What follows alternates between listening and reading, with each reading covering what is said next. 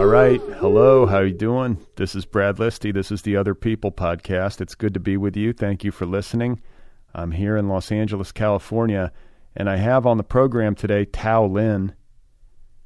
This is my fourth conversation with Tao Lin over the past decade. Tao Lin has a new novel out on Vintage. It is called Leave Society. His other books include Trip, a nonfiction book about psychedelics published in 2018, the novel Taipei, published in 2013, Selected Tweets, which was published in 2015 and features selected tweets by Tao Lin and Mira Gonzalez, as well as other books, the novel Richard Yates, the novella Shoplifting from American Apparel, and so on. Leave Society is another singular work by Tao Lin. What I always feel when I read his books is that there's nobody else on earth who could have possibly written them. And I guess you could say that for anybody who writes a book, but with Tao it feels especially applicable. He's so unique. He's such a unique thinker and a brilliant writer. And I'm very pleased to get to share the conversation with him in just a moment. Today's episode is brought to you by Farrar, Straus and Giroux, publisher of the novel Embassy Wife by best-selling author Katie Crouch. Chris Abani calls Embassy Wife, quote, an honest and complicated novel of true human beings struggling to be more than they are with less than they should have. And Natalie Bazile says that Embassy Wife is, quote, keenly observed and expertly crafted, a wickedly irresistible novel. I agree. I read this novel over my summer vacation. And it's one of those books that is equal parts intelligent and entertaining and funny. It's everything you want from a storyteller. Embassy Wife is set in the world of the United States Foreign Service in Namibia, in Africa. It's a novel that asks us what it means to be human in this world, even as it helps us laugh in the face of our foibles and our seemingly impossible states of personal affairs. Embassy Wife, the new novel by Katie Crouch, out there now from Farrar, Straus, and Giroux. So my guest today, again, is Tao Lin. He is celebrating the publication of a new novel called Leave Society, available from Vintage. And I feel like the conversations that I have with Tao on this show just keep getting better. I've gotten to know him through the years. I've read his work through the years. And I'm fascinated by his evolution as a person and as an artist. And I just feel like it's work that's right up my alley, and it's work that I think is often misunderstood and is more representative of the human experience of life as it is lived now than most books I read. It's also idiosyncratic and delightfully strange and funny and always very smart. So just great to have Tao back on the show and excited to share news of his new book with you here. So here I am in conversation with Tao Lin, and the new novel, one more time, is called Leave Society.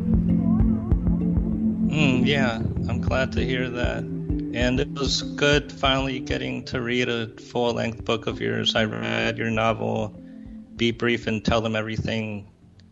When was that? I read it was it earlier this year? I want to say, yeah, it was either late last year or early this year. Yeah, and I enjoyed that a lot. I felt it lived up to the title. Oh, well, I'm glad. It was good to read that.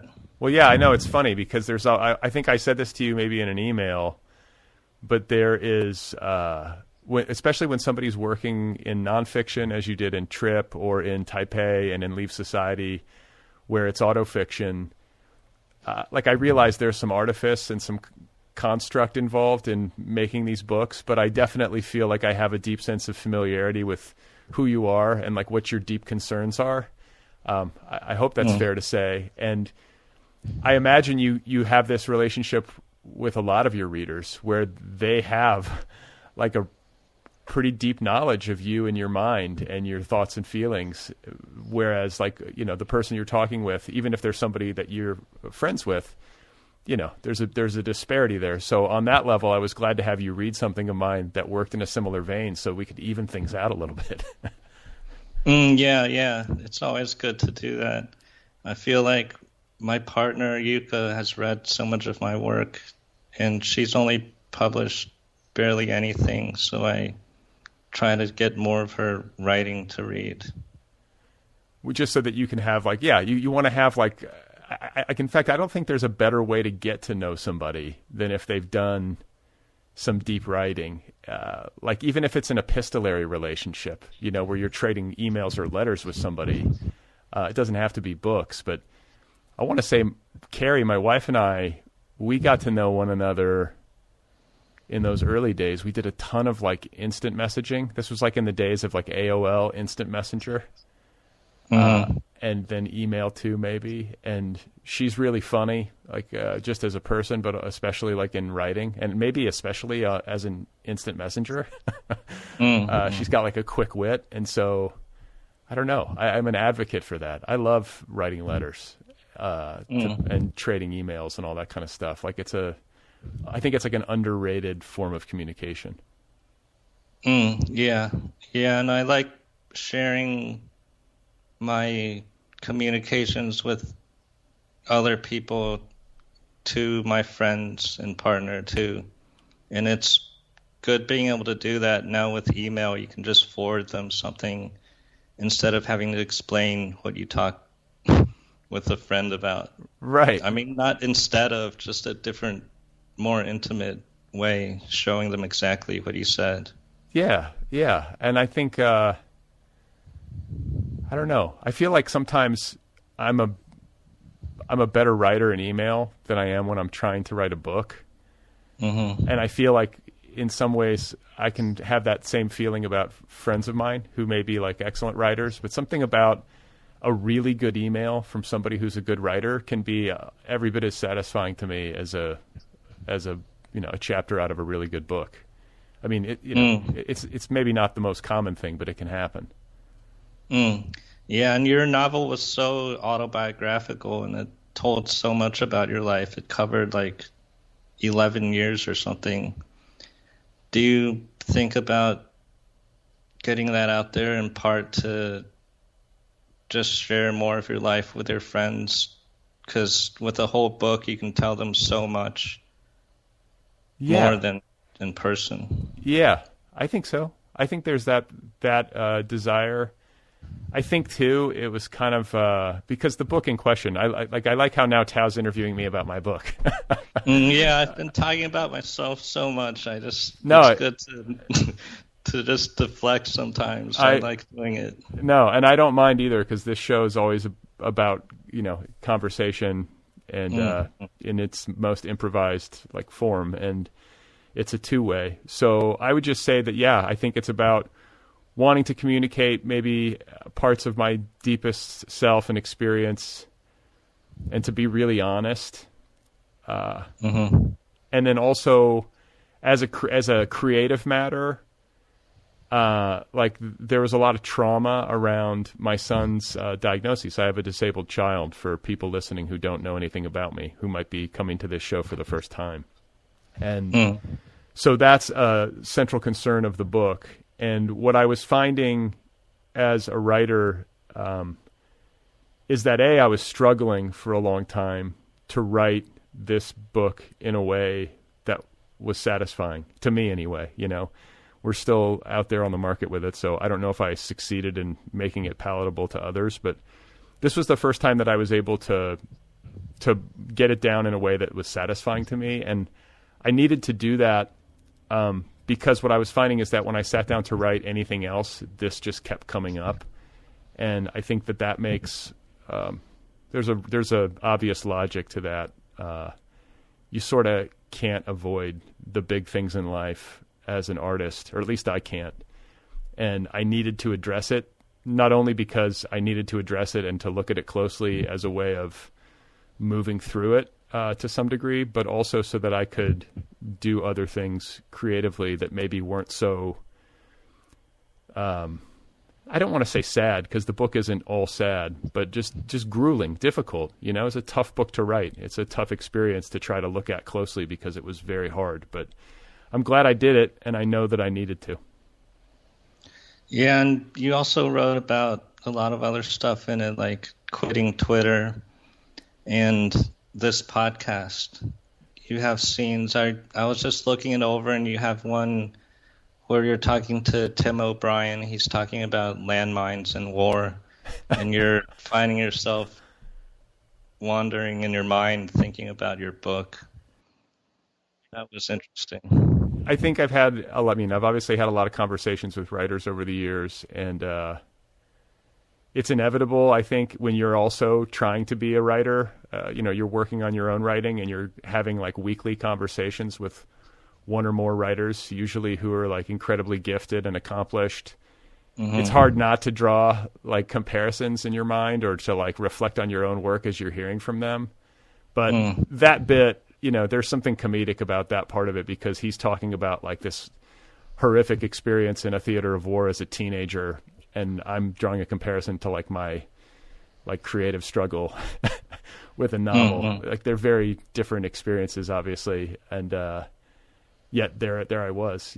My mind anyway just has a tendency to spiral at times. Like it's a bit of an out of control machine. I think that's how it is for most people, and I just happen to catch myself. Mm-mm. Yeah, that part was funny. The book is really funny, I feel like. All right. Even with all the tragedy, I guess, in it. I feel like there's a lot of the same creative choices at work in your books. You have a great deadpan humor. Oh, I was reading Brad Phillips's blurb for your book, and I think he said something to the effect of, it's serious about funny things and funny about serious things.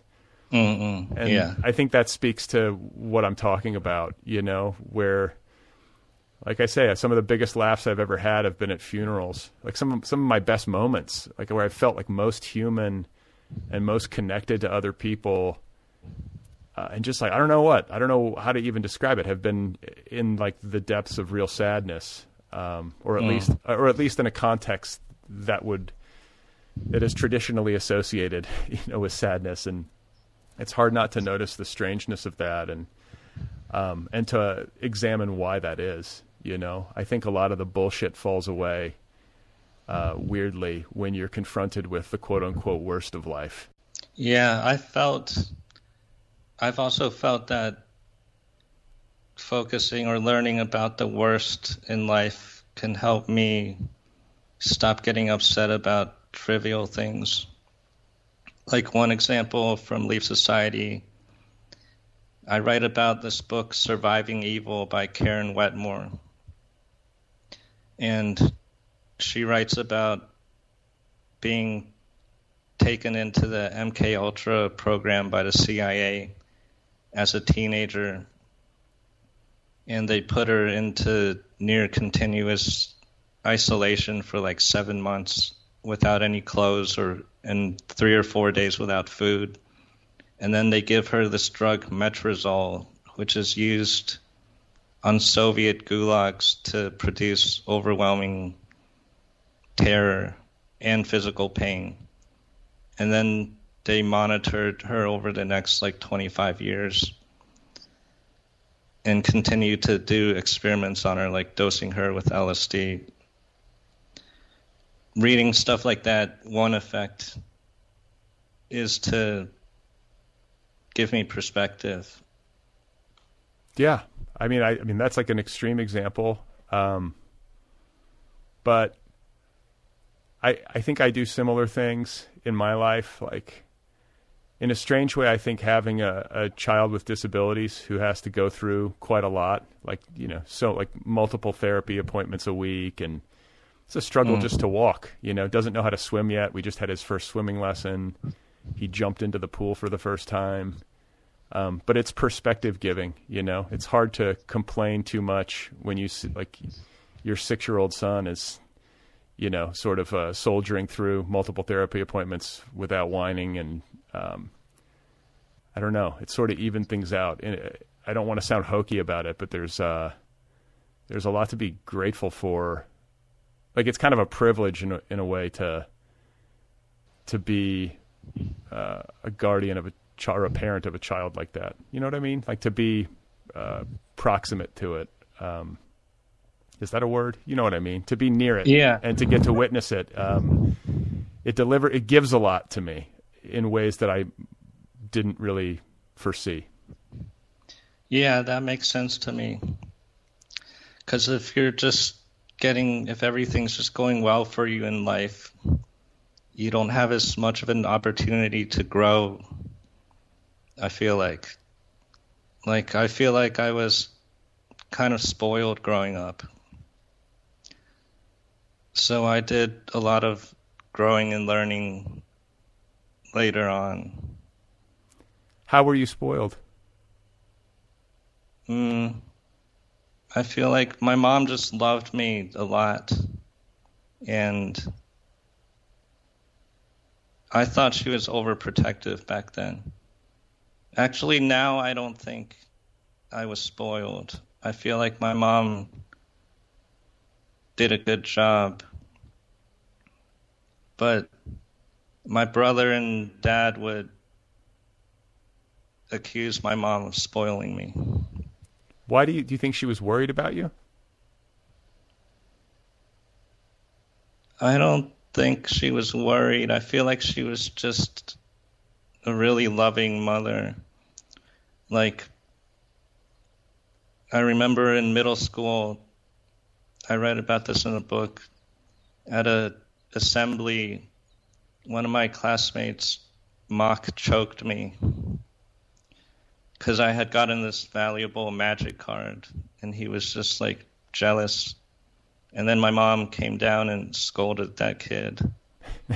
And that felt a little bit like I got upset about that. How old were you? I feel like I was 12 maybe. Oh, right. So like at the age where like you don't want your mom to like come in and interfere. Yeah. In the book, the character Lee, as a teenager, he blamed his mom for all his problems. He was very shy and socially anxious, and he felt like his mom had contributed to that through overprotection. And then he gets in fights with his mom where he wants his mom to fix his problems by punishing him and putting him into difficult situations. And he realizes that's not going to work and he shouldn't be blaming people. And then throughout his life, he finds many other reasons for why he's so shy and depressed and just feels unable to be normal and happy. And then as an adult, he wants to return all the love his mom gave him and try to repair all the blaming he did in the past. So what it makes me think of is this notion, or like I've read it in a lot of different books through the years, or heard it said in like speeches by smart people, that like we're responsible for our lives. Like ultimately the buck stops with us. Mm-hmm. And I think that's true. I know that sometimes outside circumstances intervene and like really bad things happen to people who don't deserve it. And, that's obviously not the responsibility of the person who's suffering, but how we respond to that, as an example, is our responsibility. And I don't know if it's just me, but it's like a really hard lesson to learn. Like I feel like in some ways I've grown up really slowly. I don't know if you feel like that.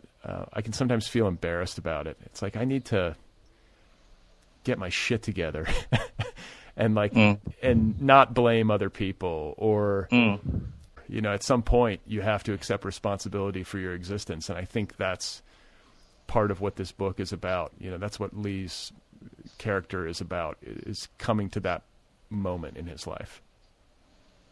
Yeah, and also finding other things, not only to blame, but to just point towards other factors for why he's unhappy.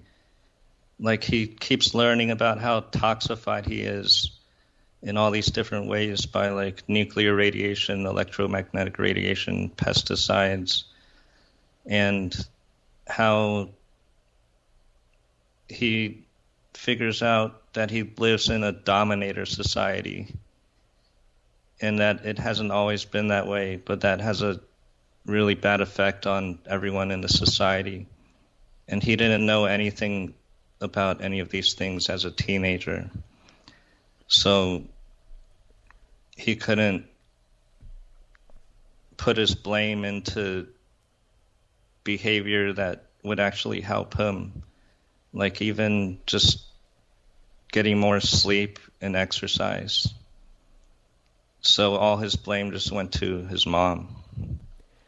So can you elaborate just a little bit on Dominator Society? You mentioned earlier when you were talking about how you've been reading Bell Hooks that it's kind of another word for, or another phrase for patriarchy. Mm-hmm. But when you talk about Dominator Society, you're talking about a society that is like kind of hyper-masculine, where the power is centered in the hands of men instead of women, or at least it's not anywhere close to equally distributed. Is that accurate, or is there more to it? Yeah, that's what our current Dominator Society is like. But it's also possible for there to be a Dominator Society that's female-dominated. And I got these terms, dominator and partnership, from Rianne Eisler, who I heard of from Terence McKenna, because Terence McKenna would always talk about how people used to live in partnership societies. And then I read Rianne Eisler's book, The Chalice and the Blade, and she points out that, or in her view, the two underlying modes of relating to each other personally and in society aren't capitalist and communist, or religious and secular, or industrialized and pre-industrialized, or matriarchy or patriarchy, but it's partnership and dominator. And she invented those terms partly because she felt like there wasn't a way to describe a society that was egalitarian, that didn't have sexism. Because if you call it a patriarchy, that means it's male-dominated. But if you call it a matriarchy, that means it's female-dominated. So she came up with the term partnership so people could talk about a society with equal rights without having to use patriarchy and matriarchy. Yeah, because then does that make sense? Yeah, like dichotomizes it. It turns it into an us versus them, like whichever side of the line you might fall on. Is there and like is it the cattle? How do you say it? Cattle hook? Yeah, cattle hook. I've heard it pronounced a lot of ways. Okay, yeah. Would this be an example of a partnership society in history? Yeah, that's one. And another thing in her argument is that humans used to exemplify the partnership model throughout being hunter-gatherers, and then even after settling down and starting agriculture for thousands of years, people lived in partnership. There was no war, and everyone seemed to worship nature in the form of a female deity until like 6,500 years ago, when groups of people started invading each other. And then since then, it's just been in dominator mode, is her argument, which to me is hopeful because it makes the current state of the world seem like an aberration that we could recover from. Well, but it also, sometimes it's just nice to have a diagnosis that makes sense and seems clear and true, because I think in the absence of one, you talk about living through it as an adolescent. You know something's wrong, but you don't know what, and you just kind of know that you feel bad. And having some sense of why, even though it doesn't necessarily ameliorate the condition, can on its own make you feel some sense of relief. Yeah, and I've been getting that personally through all the stuff I talked about toxification, and then I've been getting it through history by reading Rian Eisler and other authors. There's a lot of authors who write about the religion that used to exist, and they call it the goddess religion.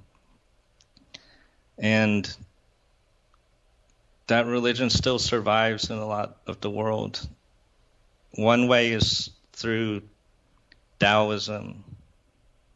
People have studied it, and they think that Taoism came from this ancient goddess religion. Have you done reading on Taoism? Yeah, I've read a few books. I found it really interesting. It seems to focus on nature a lot. And then it thinks that Tao is this mysterious force underlying everything. And then it just has a lot of poetic descriptions of Tao, comparing it to water and talking about how it's like the lowest thing. Water always goes to the ground, and how it smooths everything and how it can break down big rocks gradually. Stuff like that. Have you heard much about Taoism? No, I mean, yes, I've heard of it and probably have read about it through the years. And I've read a couple books about it, but I feel like there's a corollary. I do a lot of Buddhist reading, and there's a corollary in Buddhism called Dhamma, which is much the same. I think they're very related in terms of at least my read on it. And it's slippery, it's like, it's one of those terms I probably hear every day or read every day for most of my adult life. And if you put me on the spot and ask me to explain it to you, I would probably fuck it up or like stumble, it's like there's something ineffable, but it's the underlying essence of things or the deep truth of things. I think, I think one of the things that's helped me, in like the Buddhist study that I've done in my adult life is this notion of two truths. There's this kind of doctrine in Buddhism called the two truths. Like there's conventional truth, which is that like I'm Brad and you're Tao, and we're talking on our computers via something called Skype. And you're in a place called Hawaii, and I'm in a place called California, and you're wearing something called a shirt, and I'm wearing something called a shirt, and I'm drinking something called tea, and all this different stuff, all the stuff of ordinary life. But then underlying all that is the deeper truth, which is much more ineffable and hard to language. And my psychedelic experiences speak very much to that. I think when you're in the throes of a psychedelic experience, you become very well aware of how little you know and how much more there is to reality than meets the human eye, especially the human eye when it's not like fully dilated. And, so yeah, I mean, Tao, Dhamma, the underlying nature of things, a word that comes to mind is mystery, which I think you and I both use in our books. I mean, we both, I think a lot of us, walking around sense that we're in the middle of something deeply mysterious and barely known. Human beings know virtually nothing, about what's going on. I don't want to diminish like the real achievements of good thinkers and scientists through the millennia. We have made strides as a species, but in the grand scheme of things, we've only been here for a blink. I think it would be hubris to imagine that we've got all that much figured out. Yeah, I feel like that doesn't get talked about enough. I feel like Dominator Society wants people to think scientists have figured everything out and that there's just the material world. and other stuff just isn't real. It's imaginary. And I think, too, when it comes to psychedelics and kind of the mainstreaming of psychedelics, both currently, but also I think more critically, like in the earlier part of, I guess maybe not our personal history. I was born in 1975. Maybe I don't know the exact timing. You may know it better, but you're a bit younger than I am. But there was a moment, I think, in time when psychedelics were becoming mainstreamed, and people were starting, in the medical and scientific communities, were starting to study them and realize how valuable they are and how they can be used therapeutically and otherwise. And it was totally shut down. I think that part of our history is maybe coming a little bit more to the fore now that psychedelic research is reemerging as a valued area of study. But it's a perfect example of people with a strictly materialist worldview putting a stop on thinking and study and experience that cuts against those notions. Mm-hmm. Yeah, and meditation's another good way to get out of this materialist mindset. Have you tried summoning aliens recently? I do a little bit, and I should give some backstory. So Tao and I, to give listeners context, have been emailing and talking about this sort of stuff. There are documentaries out there. There's one called, what was the one that I sent you? It was called Was that The Phenomenon? Yeah, the Phenomenon, and then Stephen Greer's work. Mm-hmm. And he leads these like group meditations, where they go out into nature and they'll do, I think, transcendental meditation or something similar. Mm-hmm. And they'll focus on trying to communicate with like interstellar life forms and ask them to show up. And mm-hmm. they report that they do show up. And there is some photographic imagery, like in these documentaries, of like, some sort of lights flashing in the sky. I mean, all the stuff that you would imagine in a UFO documentary. But I try to do stuff like that. Like I tried when I was on my vacation recently, and also in Los Angeles, though. I feel like Los Angeles, with its light pollution, it just doesn't seem like a place aliens would want to come. But when I'm out somewhere where there's more stars, I will look and I'll try to get quiet, and I'll silently say like, hey, hello, and the thing that I haven't seen anything. And the thing that I worry about is that I can't relinquish my doubt fully, and I can't relinquish like the silly feeling. Like there's some element of me that feels silly inside for doing it. And I kind of feel like if there were interstellar life forms out there, they would know it, and they'd be like, this guy's not for real. Like I'm not sincere enough yet or something. Yeah. He talks about how the biggest thing you have to do is to just believe you can do it. Believe in it. And I've tried to build up that more in myself by reading a lot about aliens and UFOs.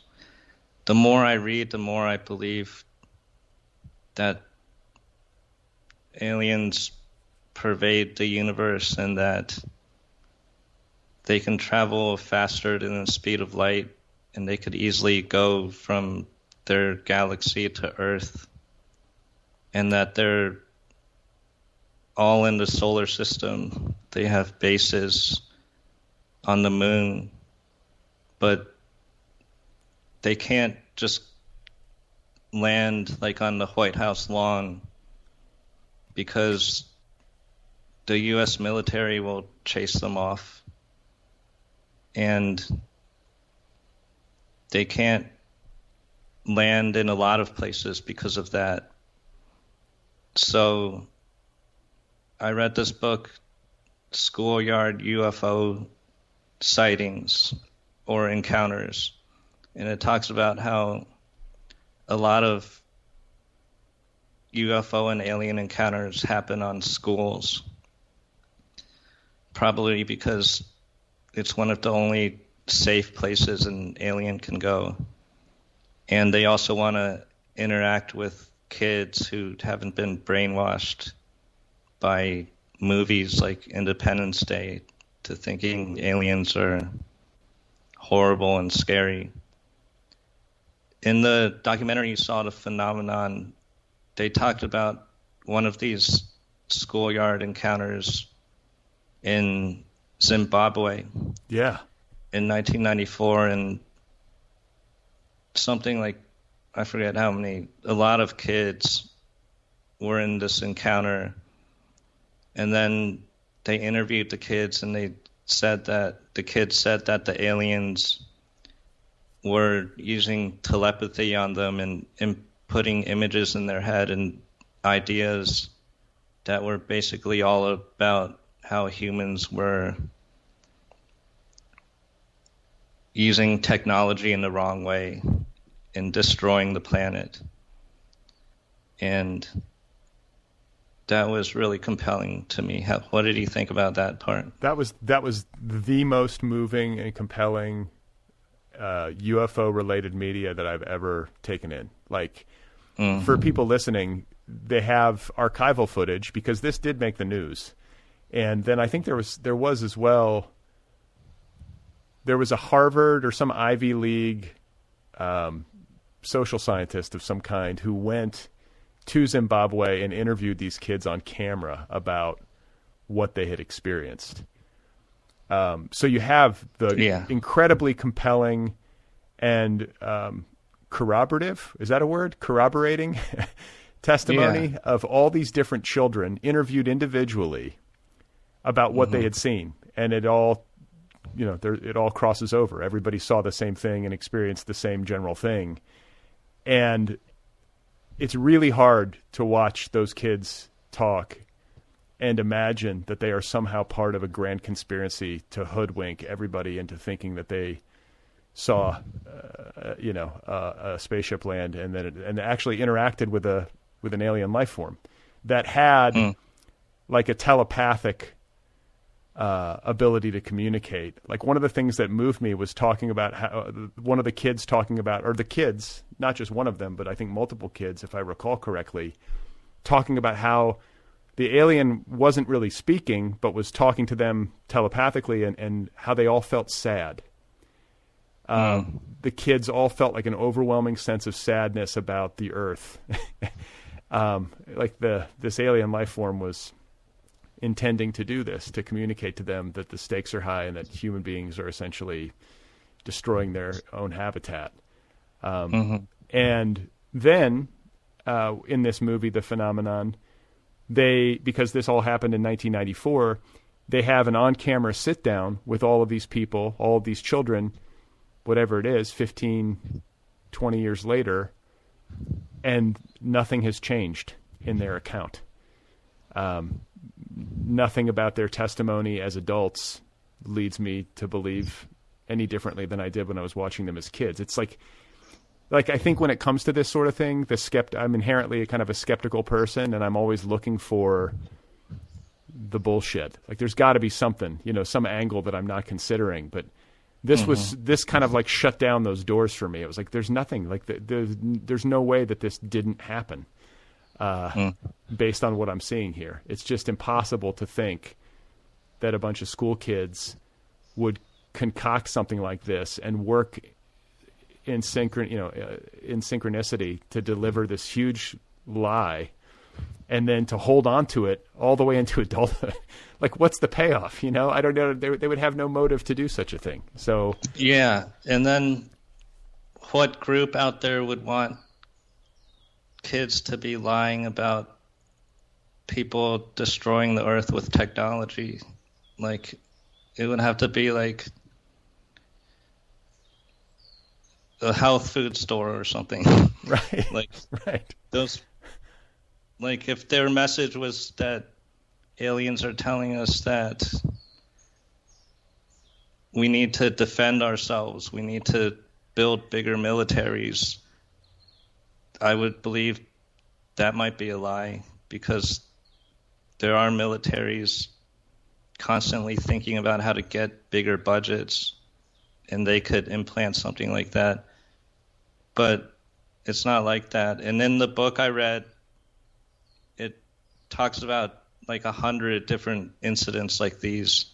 Some of them involve way more kids. The one with the most kids was like 400 kids in Australia somewhere. And then another book I read about UFOs and aliens visiting a certain type of area is UFOs and nukes. And it talks about how nuclear weapon bases get visited a lot more than other places. And then there's a lot of testimony from people who work on those bases, and they all say that they think the aliens are warning people not to have these nuclear weapons, because in some of the cases they shut down the nuclear weapons for a certain amount of time. And to bring it back to Stephen Greer, besides leading these CE5 events, Close Encounters of the Fifth Kind, which is when you summon an alien, he also has this thing called the Disclosure Project. And since the 90s, he's gotten almost 1,000 military, corporate, and government witnesses coming out and just telling about their experiences with UFOs and aliens, ranging from people talking about being on nuclear missile bases and having aliens shoot down beams to seemingly try to scan the weapons so that they can stop any nuclear war, to stuff where people in the military have interacted with aliens and recovered bodies. And then the worst is there's people saying that not the normal government, but secret projects within the government have been hoaxing alien abductions since like the 50s to try to instill fear in the people and to create this worldwide view of aliens as a threat. That sounds, to most people, that probably sounds really crazy. It makes the Terrence McKenna spore thing sound just normal. But just reading so much stuff and learning about this gradually, it's compelling to me. And then... Well, wait, so I want to ask you, I think I've asked you this before, but I feel like having witnessed you do this a bit before, like you'll get interested in a subject like Terrence McKenna, for example, and a book will be born of it. And I can feel you getting interested either in email exchanges or on Twitter. You often share what you're reading. You know, you'll share what books you're reading, and you'll get very interested in a topic, and you'll kind of go through a bunch of books. That feels like what is happening with you and UFOs and extraterrestrial life forms. Do you feel like you're finding your way to some kind of book about this stuff? Yeah, I've been thinking about how to write about all this stuff. I have a file.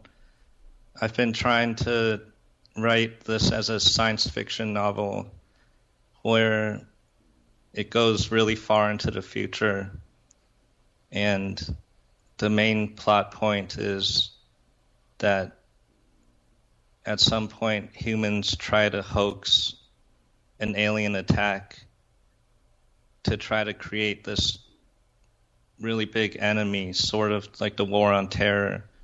And then at that point, the aliens reveal themselves, and then they usher humans into a new age of peace. And I've also been trying to write it as a nonfiction book, where I just share what I've learned in a careful way that I'll still be able to publish it. Because I don't think I can just write a book coming out and saying the stuff about there being secret projects, hoaxing alien abductions, and have it be published and well received, because that's just viewed as a conspiracy theory. So I have to like go to the edge of what I can say while still not being viewed as a nut. Yeah, I mean that's hard. There's some of that, I think, too, in Leave Society. You know, when you're talking about environmental toxins or strange ideas. You know, like I guess I would put scare quotes around it, because it's like, depends who you are. You know, whether or not these ideas are strange. But I think strange in the context of modern consumer society. I think some of the things that Lee is concerned with in the book that are, you know, talking about health-related stuff and how toxic our environment is, and how like modern Western medicine fails in many respects to properly treat people, whereas, you know, more homeopathic remedies, for example, might, you know, do a better job. You know, you can get into a situation, I think, and you can speak to this obviously better than I, where, you know, it might create trouble for you, like with readers and critics. You know, if you go too far in that direction, it could either become a distraction to people, or it could wind up creating like frictions that could ultimately, I don't know, do damage to the larger creative project that you're undertaking. Do you know what I'm saying? Yeah, definitely. And I also just want to be convincing to people. And if I cross a certain line with some people, they're just going to start dismissing all my stuff, and then that won't be effective at all. So I have to be careful with what I share and how I share it, so that it won't just alienate people. You know, what it's making me think of, it's teaching. I think you are a good teacher, a thoughtful and careful student of the things that you're interested in, even if these things might seem far afield or wacky to, you know, a more mainstream reader. You know, I'm thinking of Trip, for example. But I think that a good teacher always considers his or her audience. You know, and, you know, as a writer writing a book, you can never entirely predict who your reader is going to be. So, you know, you have to sort of, you know, you have to sort of write to a place where you think you're going to be able to reach people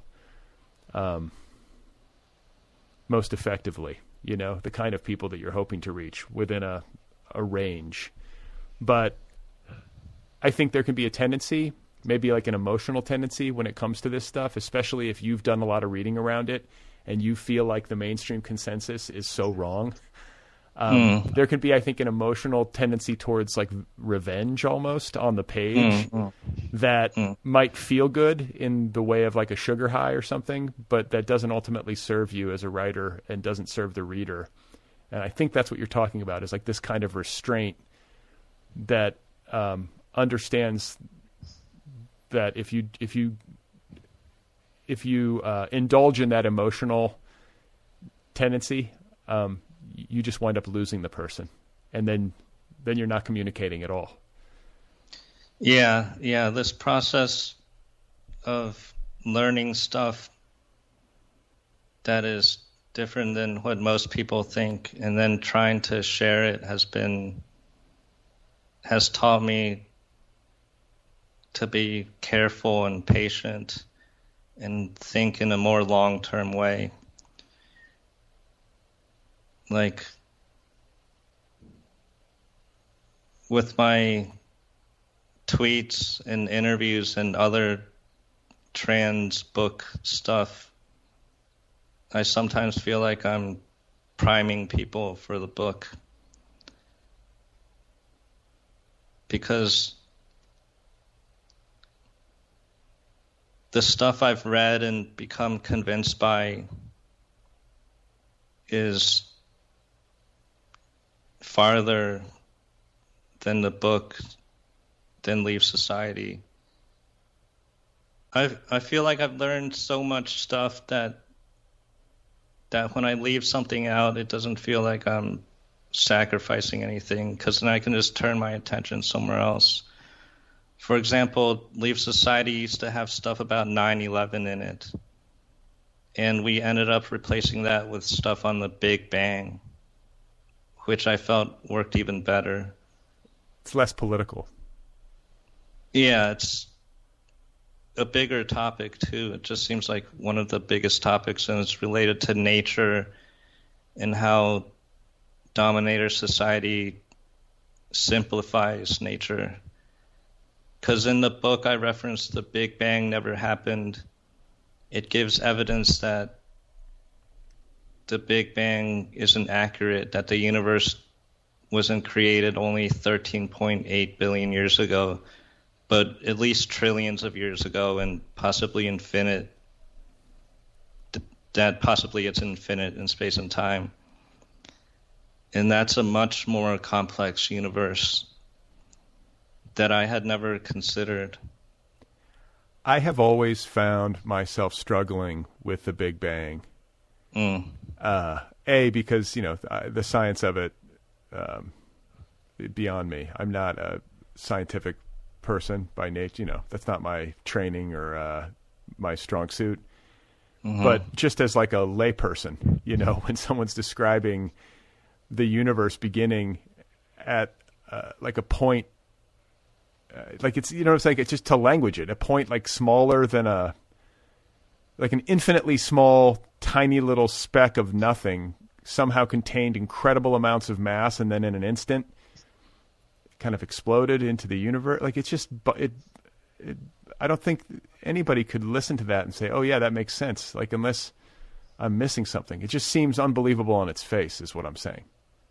Yeah, I feel like a lot of people feel that intuitively. The problem is that the alternative, that it's always existed, that seems kind of hard to imagine too. Like, where did it come from? But both of those seemed like hard to believe to me. But in this book, he talks about how there's objects that are so big that they should have taken 100 billion years to form. And then he talks about how the background radiation that supposedly is evidence of the Big Bang, how there's tons of other explanations for that. And then he talks about how in the Big Bang theory, the universe is held together more than the mass in it would predict. So since the equation didn't work, that's when they invented dark matter. Because 90% of the matter they can't detect, but they need it to have the gravity to hold together the universe. And then later on, for some reason, they found that that still didn't account for everything. So they invented dark energy, which is this force that supposedly repels everything. And it seems like they just have a theory that is wrong, but they keep trying to fix it by adding these things. And it's just in a far dead end now. Similar to the theory of geocentrism, thinking that the Earth is at the center of the universe. People thought that for like 15 centuries. And when it didn't match observation, they added something called the Epicycle, which is they thought that other planets, besides moving in a circle around Earth, also moved in their little own circles. But then that didn't solve everything, so they added something called X-center, which they said all these orbits were like off-center. And then they added some other thing. And then finally, it wasn't continual refinements that made it work. They had to abandon the whole theory and figure out that the Earth isn't at the center. And that's how this book and other people argue the Big Bang Theory is like. I think right now, if you like put a gun to my head and ask me what I really think, I would say that probably the universe has kind of just always been here somehow. Like there is no beginning or end, you know what I'm saying? Or maybe like it's a circle or something, you know, it too is a circle and it goes through different phases or cycles where it expands and contracts. Like, I don't know, that sort of stuff I could understand. And then I also think of like UFOs and extraterrestrials, and I think of psychedelic experiences, and for lack of a better way of putting it, like the brain level or consciousness level experience of a really intense psychedelic trip. It gave me a taste of something way larger, and I don't know how to language it, but definitely like something way larger at the level of consciousness that felt like interstellar or universal or like spectacular in scale, you know, and it didn't give me any permanent wisdom or anything, you know. I don't mean to insinuate that like I've been hit by some kind of lightning bolt, but it was just kind of like a brief experience that is in its own slippery way, like memorable. And it kind of speaks to me about like what might be going on out there, and how you talk about how extraterrestrial life forms might travel through the universe. You know, I think that's a big sticking point for so many people, myself included, where it's like, well, how are they covering these huge distances? If we know that they're not, you know, maybe they have a base on the moon, maybe they have a base on Mars or something, and they can shoot over here inside of a year or less. Yeah. You know what I'm saying? Like, help me out here. Stephen Greer explains how they do it. And I think it's something like just how consciousness is a higher dimension. And in the same way, if I'm on my computer, I can instantly go from Gmail to any other website. That's like how aliens can do it. Like the whole universe is this lower dimension, and they can somehow vibrate with this higher dimension and then just look down at a map and choose where to go. Except Stephen Greer says that there's still some kind of drag. So the teleportation isn't instantaneous. Like the farther away they're going, the more time it takes. Somehow that made it a bit more convincing to me. But experiences with psychedelics seem to jibe with this, where on psychedelics you can feel connected to a higher dimension.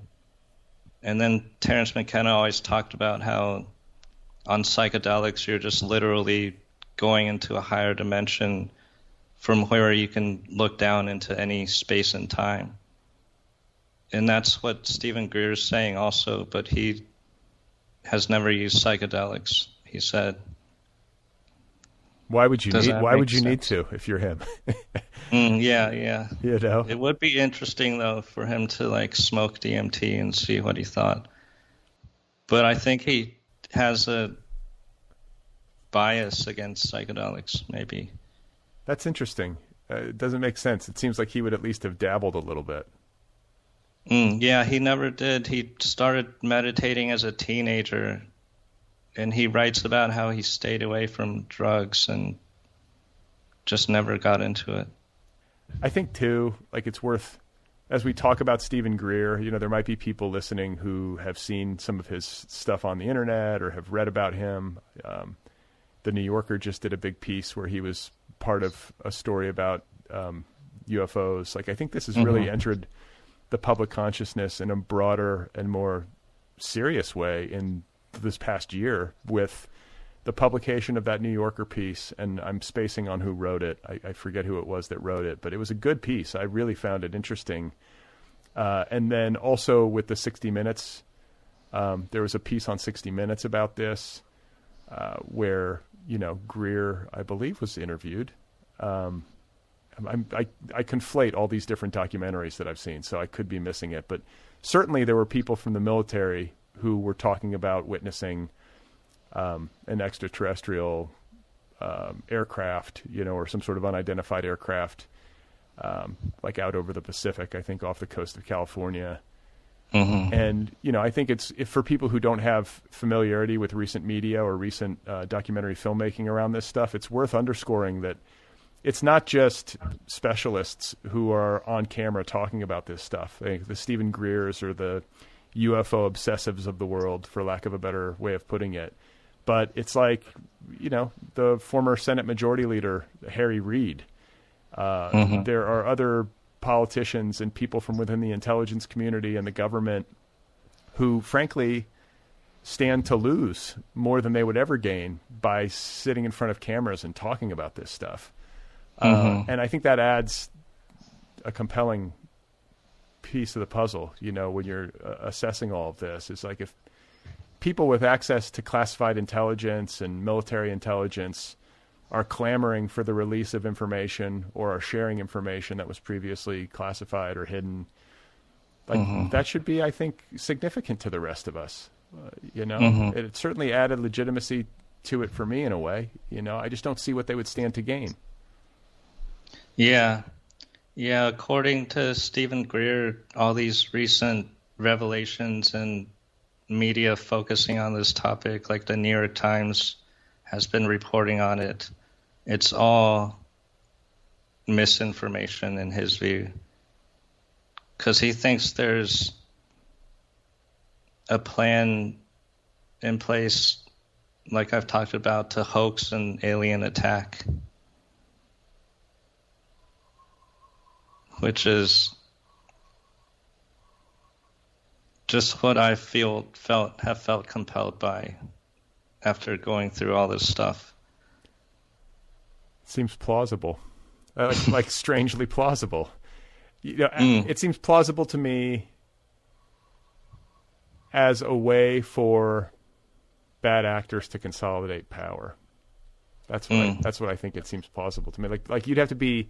Like the level of cynicism involved in trying to undertake such a thing and like perpetrate such a thing on the rest of us is like unfathomable. Like, who are these people who could sit around going, yeah, let's do this. Like, let's fake an alien attack so that everybody will be paralyzed with fear and easy to manipulate, and we can have our way with the levers of power.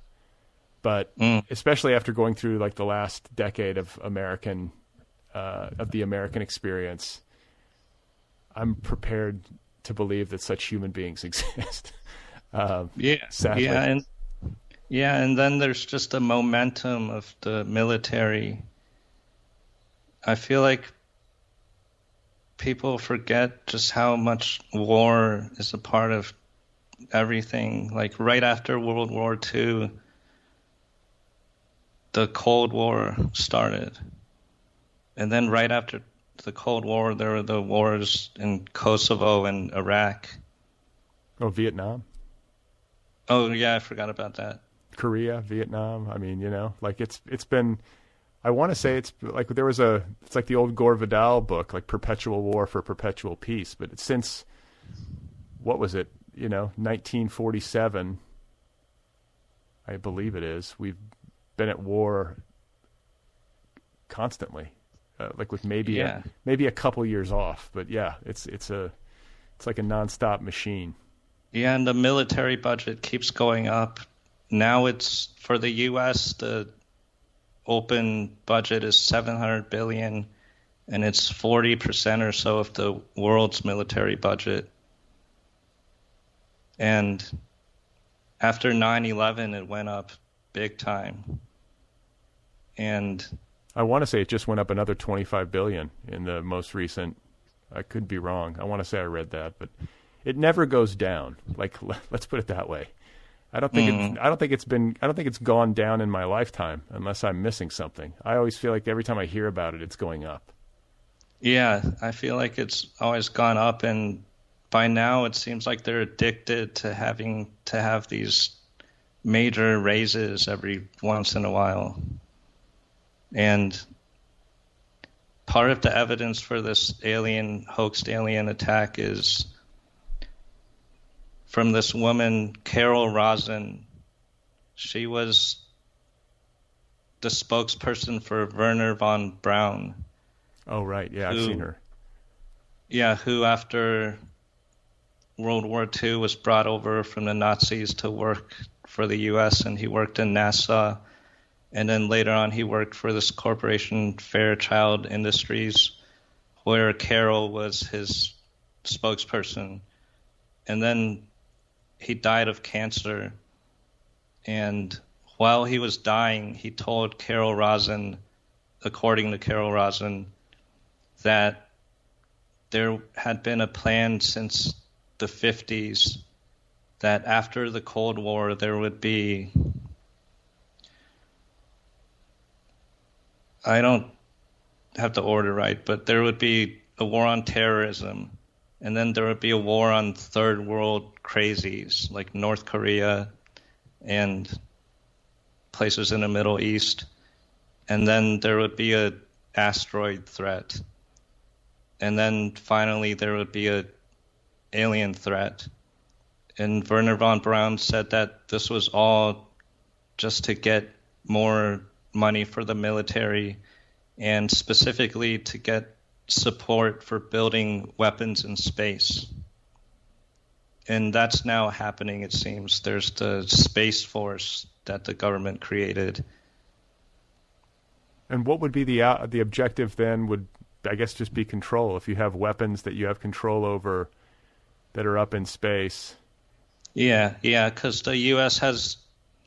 the Pentagon has this doctrine called full spectrum dominance, where their goal is to just dominate in every spectrum.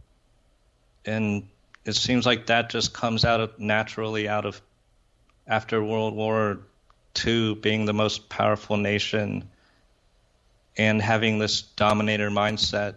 They just thought, like, how are we going to sustain this? And their solution was to just dominate.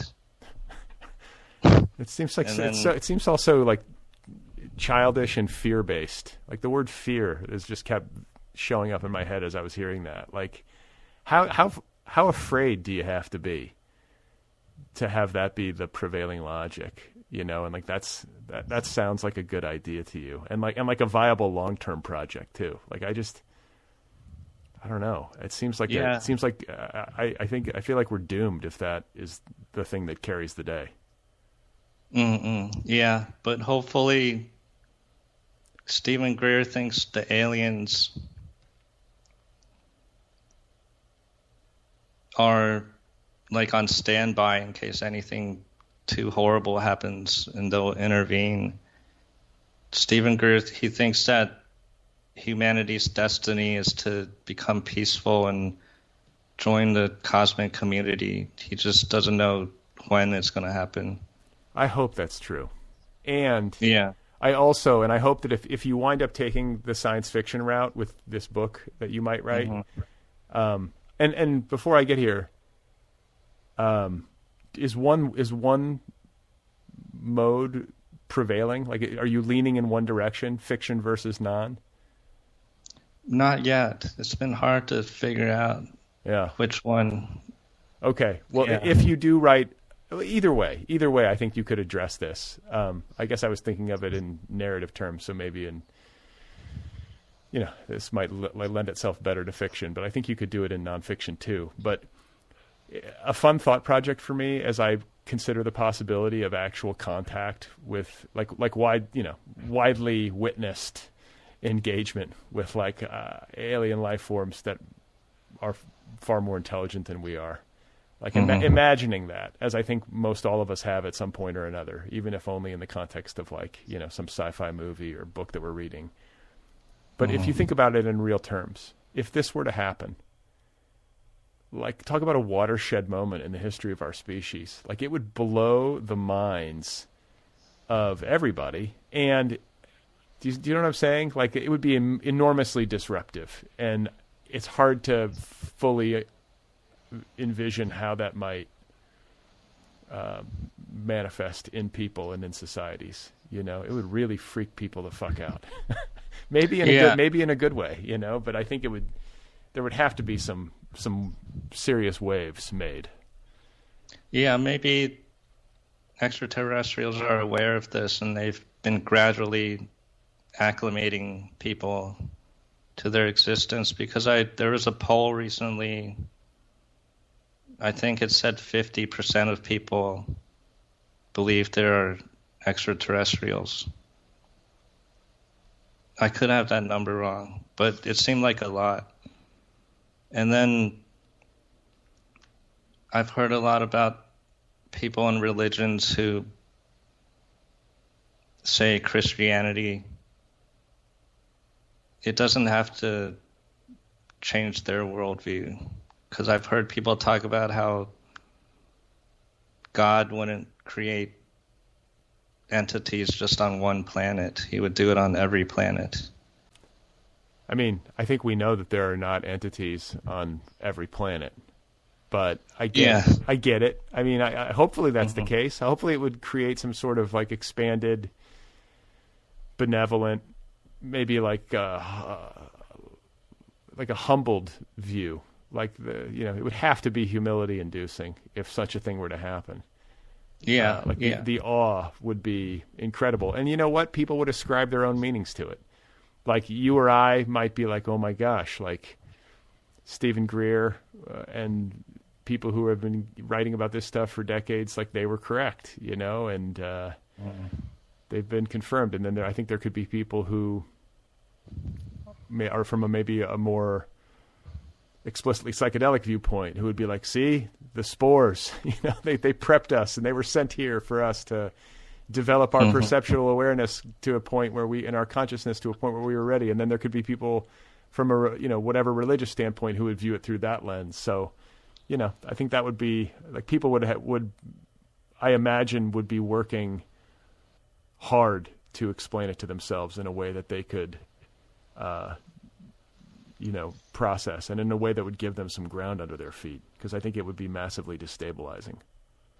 Yeah, and I feel like one big way it would be destabilizing is people would have to rethink what's possible in terms of technology.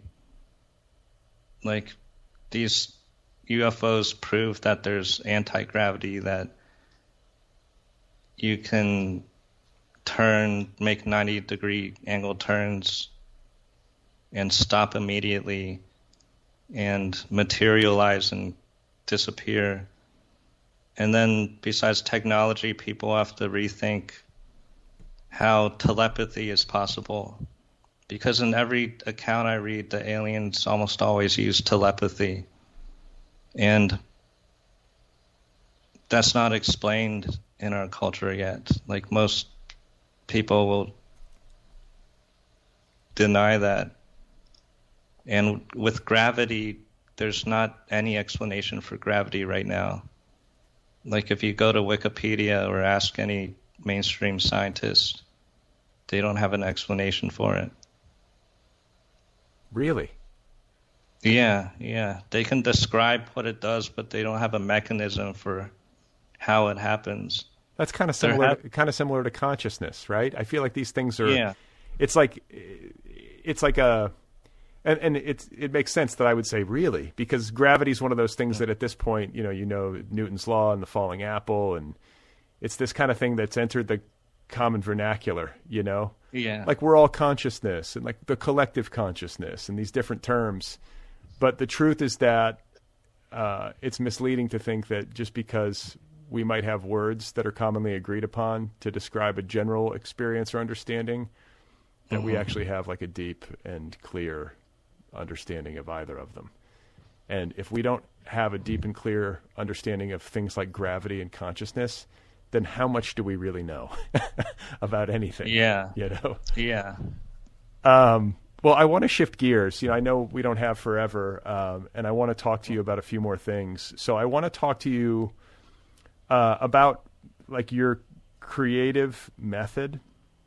I feel like you as an artist are so good at paying attention and to rendering on the page life as it is truly lived and felt and experienced to a degree that's like uncanny or certainly very unique. Like, I think there's something very singular about your work because you've done such a careful job of documenting things and rendering it in fiction. I want to hear you talk about how you do it, because I think it's worthwhile for people who are fans of your work and also for people who might be working writers or aspiring writers to hear about how you approach it, because I think you've been pretty ingenious in terms of using technology, for example, and like integrating it into your creative approach. I'll give you one example and then I'll let you sort of talk some more about it. But the dialogue in your book, in Leave Society, the conversations between Lee and his parents is unlike dialogue that I tend to see in most fiction. It's odd in some ways, but it's also like extremely true to life. It feels realer than real. And I know that you did a lot of recording of like verite recording of you with your parents. Like you'd be hanging out with them in Taipei and moving about the city or hanging out in their apartment or whatever it is and recording. And then I'm imagining transcribing those recordings to either take stuff wholesale from those recordings and put them into fiction, or at least use them as a starting point to kind of make sure that you're accurately capturing what human conversation in that context really sounds like. Like, am I on the right trail? Yeah. With Leave Society, one way I got material was just recording me and my parents with my iPhone voice memos. And I ended up recording probably, I forget how many, maybe 100 voice memos. And I lost all of them at some point. And out of all of those, I probably transcribed 3 or 4. And they're in the book in some form.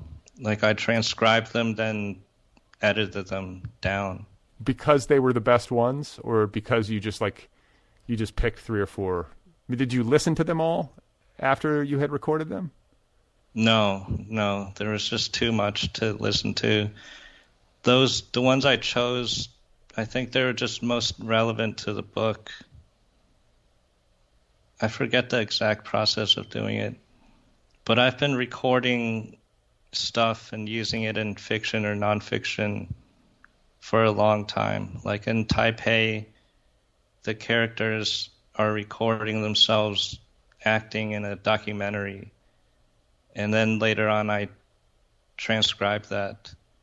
It's a scene where the characters are in Taiwan filming a fake documentary about McDonald's. And a lot of that was put in the book. And then in Trip, I recorded myself smoking DMT. And since Trip was nonfiction, I felt really that I wanted to be strictly nonfiction. So the only quoted dialogue I had in that book was dialogue I had actually recorded, I think.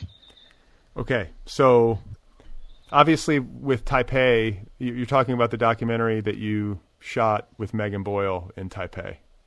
I remember seeing that.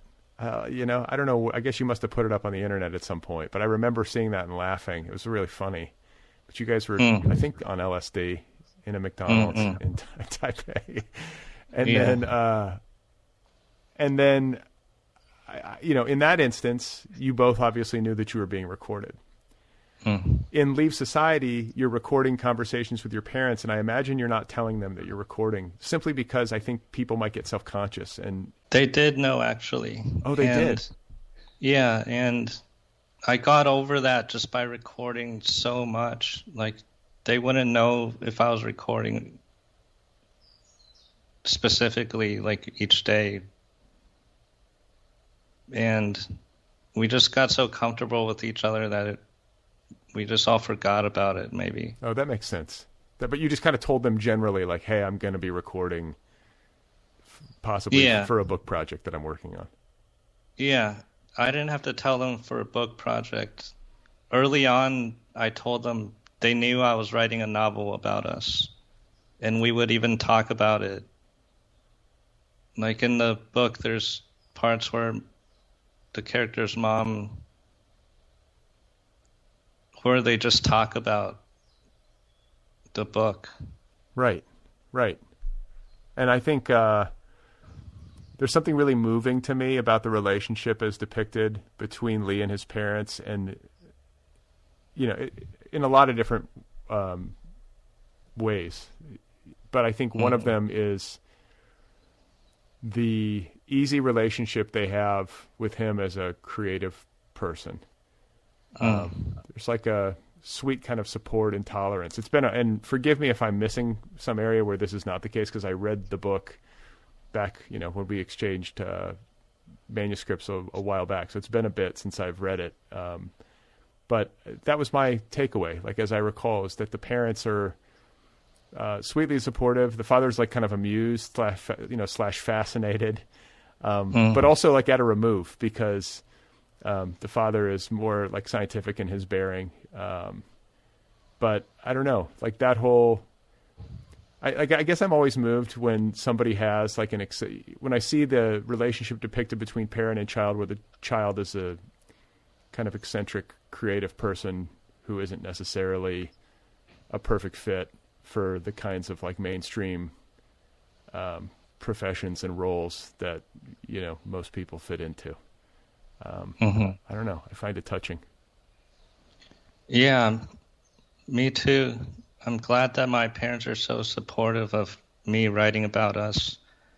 I'm not sure exactly what led to that. Part of it is I think they were happy that I was giving them so much attention. Well, and I think a lot of people, even though it might be a little uncomfortable, I think a lot of people like the idea of, like you say, being paid careful attention to and written about by somebody who's good at it and trying to do it for the right reasons. I mean, if it's a hit job, then fine. I can see how anyone would resist that. But I don't know. I think there's something moving and touching about the idea of one's child writing about their parent. I think a lot of parents would be happy with that in a way. I think a lot of parents would also be unhappy. There's certainly plenty of stories where parents feel violated or whatever, but they might have had it coming, if somebody writes a book about them, detailing bad behavior or something. But I think as well, and I mentioned this a little bit earlier, that I felt like a kind of a sweet mournfulness to this book. Like a growing awareness of parents aging. And maybe I'm projecting because my parents are in their 70s, and it's like, you get to a certain age and you start to see your parents age, and the pressures of time really start to make themselves felt. Just the inevitability of like, wow, we're not always going to be together. Like they're going to leave, and they're going to leave sooner than later, just as an actuarial matter. And so I think I find a lot of the emotional sweetness of Leaf Society in the idea that you've really like captured your parents on the page in a way that it's like taking a beautiful photograph of your parents. It fixes them in time. And it frankly makes me want to do something similar. I can't imagine that most writers who would read this book wouldn't have a similar impulse if they have a decent relationship with their parents. Like it's such a loving thing to do. And it's the kind of book that I think both you, and if you ever have any kids or your nieces, nephews, future generations of your family, they'll be deeply appreciative of the work that you did to capture, your family and your parents and like the intergenerational, like relationships. There's aunts and uncles that appear too, but like just to put this down, it feels so valuable, and such like a good thing to do. Yeah, thank you. And I wanted to do it partly to help me get closer to my parents and make us more talkative to each other. Because I think writing about them helped me be more interested in them. And I would think of questions to ask them. Whereas without this book, I wouldn't have as much motivation. Like now that the book is over, the writing of the book and that process has concluded, have there been lasting changes to your communication with your parents? Like, has it improved in a permanent way, or has it regressed since you've been working on the book? I have been asking them less questions, but I still talk to them more than I did before I started the book. So I think it has lasting effects. And then when I reread the book, it also makes me want to talk to them more. Right. Yeah, there's a lot of affection in it, I feel like. And it's it's like a very uniquely honest rendering. It's not airbrushed, it's like kind of a warts and all rendering. Your parents aren't perfect people. Nobody is. And, I felt like it was carefully done, but I also felt like it was honestly done. And that's kind of what you want, I think, as a reader when you're reading characters on the page. But under it all, there's just a lot of affection. Like, you pulled it off. And I think I don't know. I shouldn't say this because I feel like it would be kind of a spoiler, but things sort of culminate in the relationship with Lee and his parents on the page in a nice way at the book that I'll let readers kind of discover for themselves. But I want to talk with you about the parts of the book that deal with like health and the environment, the way that toxins, have infiltrated our environment through industrialization and through radiation and nuclear power and all that kind of stuff, in ways that are largely unseen to us on a day-to-day. I don't think most of us spend our days thinking about this stuff because we're too caught up in the minutia of work and family and all the rest. But in your book, Lee is constantly diagnosing and recommending to his parents natural remedies, mostly natural remedies to, aches, pains, I don't know, skin rashes, whatever it is, like there's a lot of that. And I was rereading the email that I wrote to you, like kind of like in a few days after I finished reading the book, so I could kind of refresh my memory and, get back into my mind state, that I was in right after I had just read it. And I said to you, I was like, I think this is going to be the part of the book that critics and maybe readers, I think it's going to be a part of the book that's like most talked about, because there is a maximalism and a relentlessness to this aspect of Lee's character and to this part of the book that I think, like, I went through phases as I read. It was at first it was like, wow, okay, this is interesting. And then it was like, wow, and he's still going. Like he's he's still making recommendations. He's still fine, and you simply just, it never stops. And it accrues power as it goes. At least that was the experience for me. Where I found myself landing as a reader was on climate change. I felt there was something that you were saying through this character that spoke to me at that level. Like that this is a book that has deep ecological concerns, even though I think maybe some readers might view it as like, a neurotic character who's fixated to an unhealthy degree on, toxins in the environment. Like everything's toxic, kind of almost like hypochondriacal. Do you know what I'm saying? Like, I think people could read it that way. But to me, I read it like as an ecological thing. And I'm curious to know if that was your intent, if you had a similar feeling as you were writing it, or if that's just kind of like, maybe, I don't know, just me having my own experience of the book. And I feel like I barely thought about the ecological aspects of natural health because I was so focused on just the personal effect and the effect on humans. So I didn't really explore that aspect of the book, I feel like, about how humans are destroying and poisoning the earth. But I do think about that. It's just unavoidable to think about that, because I referenced the book Silent Spring. Have you read that? No, I have not. The Rachel Carson, I think it is. Yeah. I mean, I'm familiar with it, but I haven't read it. In her book, she focuses a lot on the ecological effects of pesticides, and then she only goes a little into the effects on people. What things did you think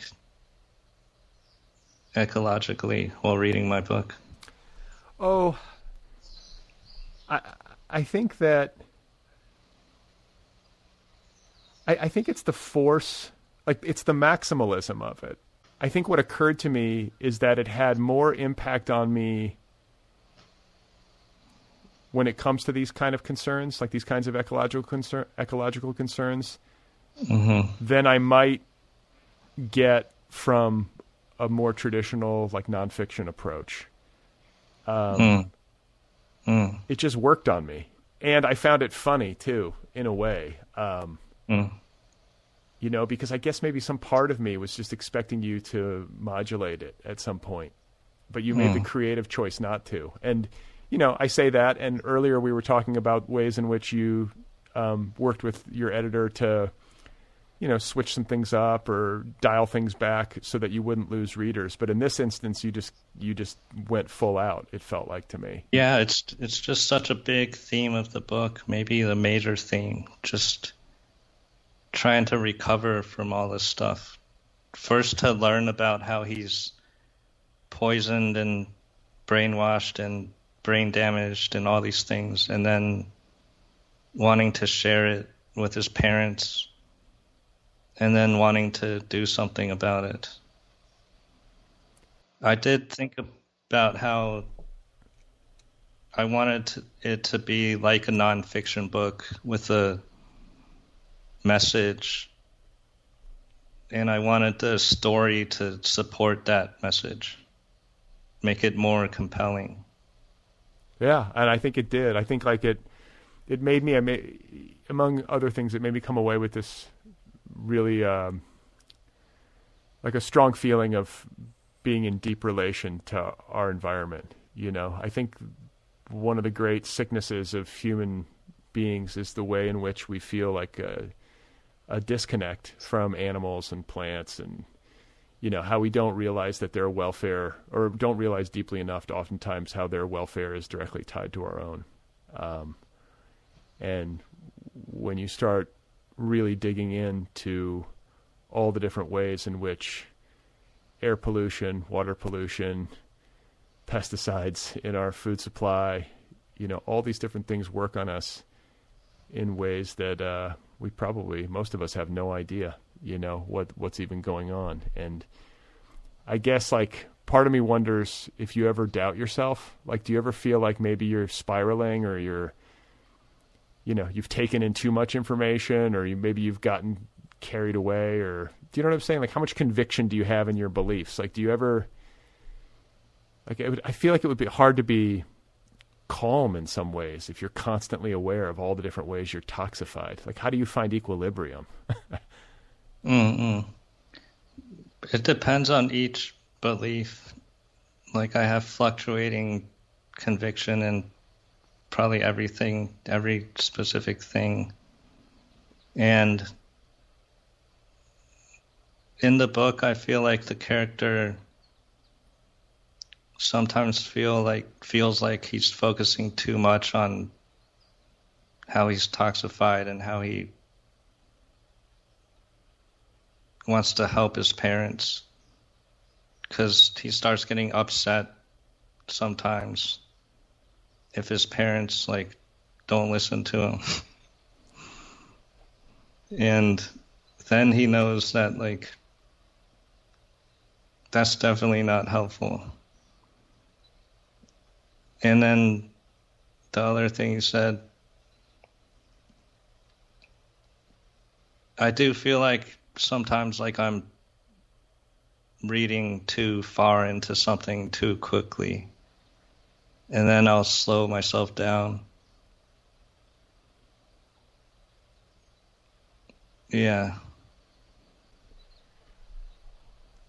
Something that just occurred to me as I was listening to you is like, you have a deep scientific curiosity to a degree that I think distinguishes you from a lot of writers in literary fiction. I mean, certainly there are many who have, scientific curiosity, but...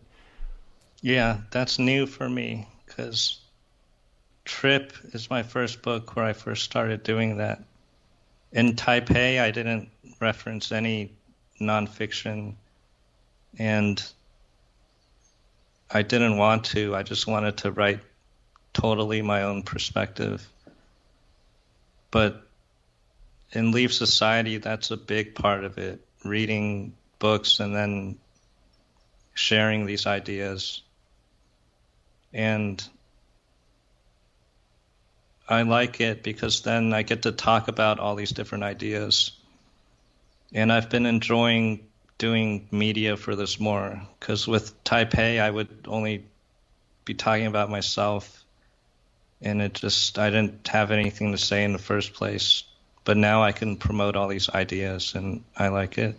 Well, it's nice too as a reader, it's like as a writer, you get to leave kind of breadcrumb trail for your readers. I always love that, when you find out like sort of what the underpinnings of a work of fiction or nonfiction are. It's easier in a work of nonfiction because there's like a bibliography or whatever, but some of the best books I've read have been ones that came to me when I realized that they were like source material or a inspiration for a novel that I really liked, and you found a way to sort of like leave those, what do they call them now? Easter eggs? Like that, isn't that the more contemporary term? It's like a way of leaving Easter eggs throughout your book for discerning readers to kind of follow up and go deeper.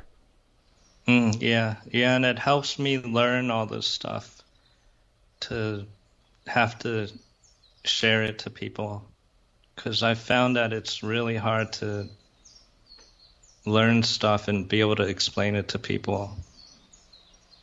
I have to write it down and like edit it for a long time before someone can like ask me about the Big Bang and I can say some stuff.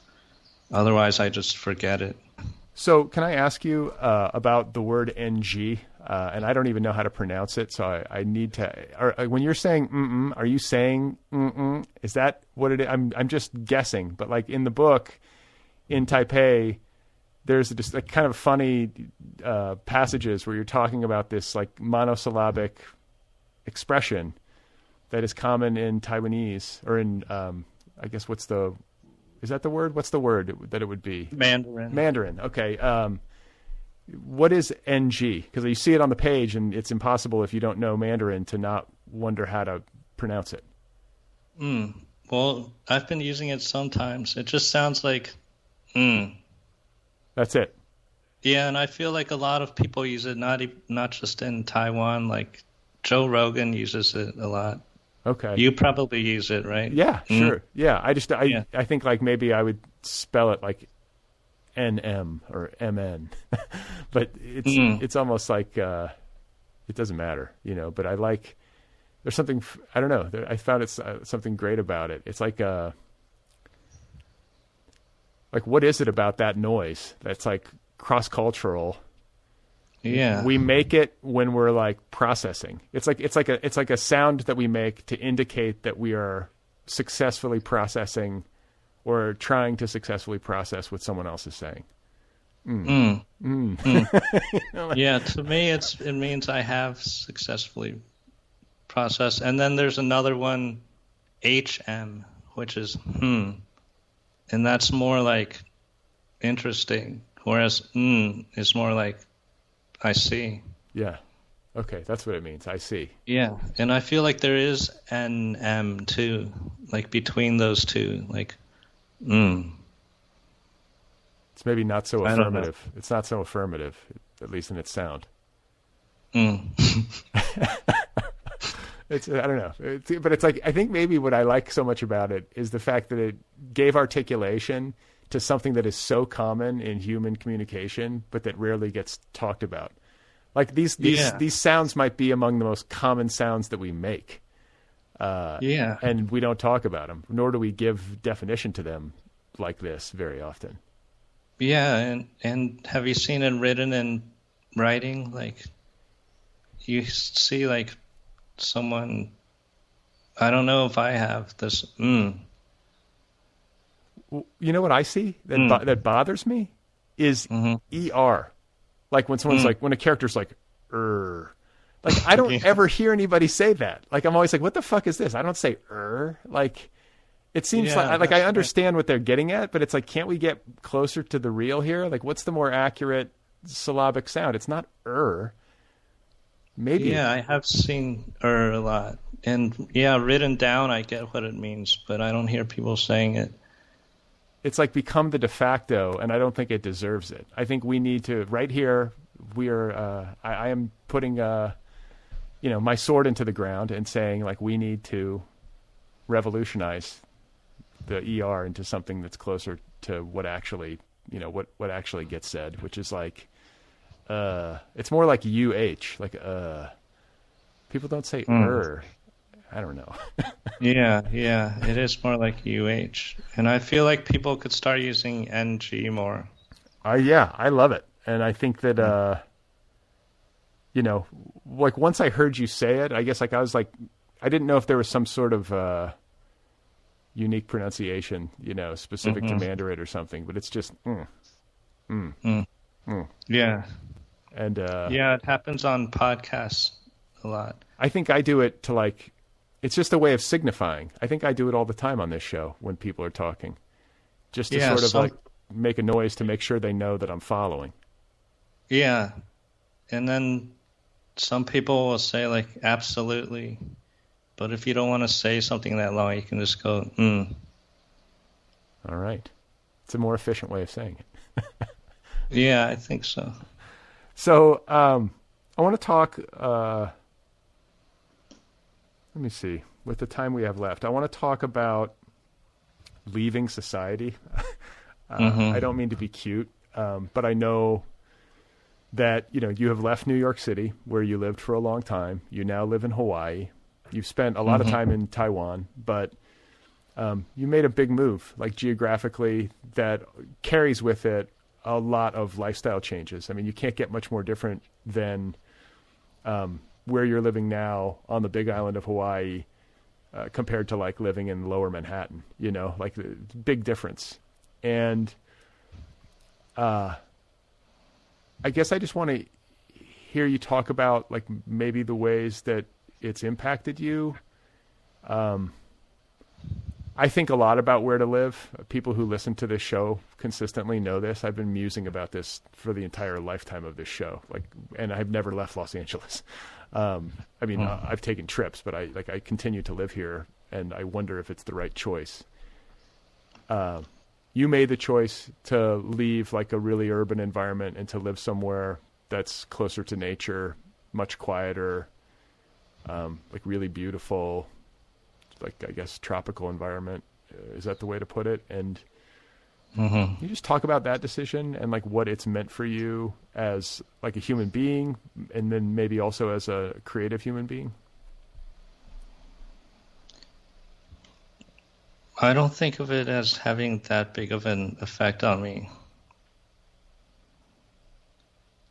After living in New York City, I lived upstate for like 2 years. So that was kind of like a halfway point with here. And then now I live with my partner Yuka here, and we live together. And that's been a bigger change, living with my partner. I've always lived alone. But in terms of the setting,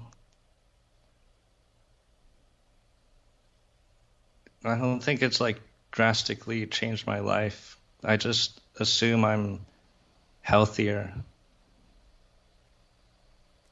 because I can. Was that why you did it? Like, I mean, did you do it with the intention of getting healthier? Yeah, that was definitely part of it. And then when my partner and I visited here in a chapter I read about in the book, we just started talking about it would be good to move here. And then it took us 2 years. And then a big thing that helped was my partner being able to work remotely once COVID started. Right. And then after moving here, we've been able to get 3 cats, which has been really good. And what are the cats named again? Nini, Leo, and Lolly. Okay. I think you shared a picture of Nini with me. Yeah. I want to say, but I love cats. My wife is like horribly allergic, so we can't have any, but I think they're great. They're great to have around. They're so, I like that. I don't know. It's just that kind of the old adage about how cats don't need you. Like they have this great independence to them, but also they can be affectionate, and they're such great athletes, and there's like a mysteriousness to them that I really love. Yeah, they are great athletes compared to dogs. And then sometimes they just seem really stoned, like they're dogs but really stoned. And they just seem creative. They're always doing something new. And one of our cats acts like a dog, sort of, Leo. Like if we see him in the yard and call out his name, he'll sprint back at us. So do you your book is called Leave Society. You turned away from living in like this really crowded, like the capital of the world, New York City. Like, are you in retreat from anything? There's nothing. Is there not much to that? Like in terms of you making this choice to go to Hawaii? Like, I'm overthinking it or like projecting. Yeah, that's definitely part of it. Changing my physical location, but I feel like a bigger part is changing what culture I consume and just how I relate to other people. And just dominator culture generally, trying to leave that. And that's there no matter where I live, I feel like, on the internet or in stores and just in my own interactions with people. Even in Hawaii, like you notice it much the same as you did in New York? Yeah. Mostly just online. Like my online experience is exactly the same here or there. You haven't changed your online habits, like your internet habits, since you moved to Hawaii? Like, was there any decision like I'm going to be on social media less, or I'm going to read paper books more, all the stuff that we try to do to get healthier mentally around that stuff? There has, but it's been on its own time frame, overlapped with moving here. Like I started doing that way before moving here, wanting to change those things. Do you think you're going to stay there for the long haul? So. Yeah, probably. Well, I love the Big Island. In conversations I've had with people over the years about like Hawaii, like whenever they're like, well, what island should I go to? I always say the Big Island, which I don't feel like is the popular choice. Most people say Kauai or Maui, but I love the Big Island. It's such a beautiful and like strangely varied from like a geological and topographical standpoint. There's so much there, there's so many different like microclimates, and the volcanic side of the island is like, talk about extraterrestrial. Like it's so beautiful and just like otherworldly. Yeah, I think Northern California is good too. I've visited there a few times. Haven't you thought of moving there? Yeah, it's just so expensive. It's like that's the problem. Like I think Northern California is paradise. I mean, my family actually lived there in the 1970s when I was 2 and 3 years old. My dad had a job transfer that took us out there for a couple of years, but that was it. That was the time to be there. You could live in San Francisco relatively cheaply. You could afford a home on a single salary in suburban San Francisco. Like those days are done. So you essentially have to be really wealthy to be able to exist there. Those tech companies and all the money and their big employee bases have just like sucked up all the real estate and driven the prices high. I have more than a dozen friends, probably, maybe even more than that, if I counted it out, who've had to leave. For those reasons. It just has become untenable to live there unless, you're really fortunate or locked into some great tech job or something. Yeah, it seems similar for Hawaii. The Big Island is a lot cheaper than everywhere else. Oahu is like as much as New York City. Yeah, I can imagine. I'm sure, it's limited real estate, right? But yeah. the Big Island is cheaper than the others? Yeah, significantly cheaper. There's so much land here, and more people have been moving here since the pandemic, and the prices have been going up a little. Sure.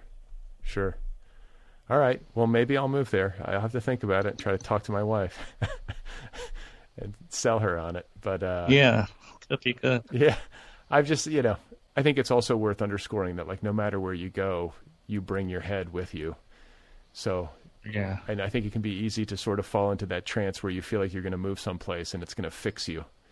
But, that's not the case, at least not automatically. It might be an environment more conducive to fixing and healing and recovery, but you still have to do the work, right? Yeah, definitely. That's partly what I was saying, probably with that it hasn't drastically changed me. But I know when it's healthier for me. Just the air quality and all that. Well, I got to say, having known you for, God, how long have we known each other? It's approaching 15 years, maybe more even. Yeah. And communicating with you here or there, like, for what it's worth, I've noticed, like, big shifts in you since you started eating psychedelics. That's interesting. I think that would be, that might not be the exact point of genesis or the pivot point or whatever, but like I just feel like you've opened up on the page, but also personally, and it's been great to see and just good to get to know you better. Yeah, after Taipei, I feel like I've changed. I think that's the case, and there's also this like great document. You've left like a great trail of documentary evidence of this change, like to a level of detail that is rare. I'm trying to think of artists who have done similar stuff, like Carl Knausgaard, I guess, has done similar kind of work. Like really maximal, detailed, exhaustive self-examination that also rises to the level of high art. I think that's what you've done. And just hats off to you. It's always a pleasure to read your books. I really appreciate all the rigorous reading and intellectual energy that goes into them. Like it's a real service to the reader. And it's just right up my alley. It's really stimulating and fun to read. And I can't wait to see what you come up with next. I really hope whatever form this UFO book takes, I think it's going to be a good one. Thank you. All right, man. Well, listen, it's good to see your face and to hear your voice. Congratulations on Leave Society, and be well, and good luck with whatever comes next. Yeah, thanks for reading my work and having me on. I hope your book comes out so more people can read it. Okay, there you have it. That is Tao Lin. His new novel is called Leave Society. It is available now from Vintage. You can find him online at taolin.us. You can follow him on Twitter at Tao_Lin. He's on Instagram. Find him on the internet. Once again, the novel is called Leave Society. Go get your copy right now. It's an excellent book. The Other People podcast is offered freely. Every single episode of this show over the past decade is available to you for free. It's a listener-supported program. If you like the show and you want to tip your server, you can do that at patreon.com/otherpplpod, patreon.com/otherpplpod. If you want to write to me, the email address for the show is letters@otherppl.com. If you want to get merchandise, just go to the show's website, otherppl.com. Click on the T-shirt in the left sidebar. Get yourself a T-shirt. The Other People podcast has its own official app. It, too, is free. It's available where apps are available. Go get the Other People with Brad Listi app. It's a nice way to listen to the program. So, what am I forgetting? Oh yeah, with regard to the Patreon for this show, you can support the show for as little as $1 a month. There are different tiers, just so you understand. And as it goes up, you can get stuff. If you support the show at a certain level, you can get a T-shirt or a tote bag or a coffee mug, a book club subscription, all sorts of different things. I'm not exactly sure who my guest is going to be next week. We're going to live in mystery. I recommend Leave Society. You should read it. It's one of those books that makes your mind larger. All right?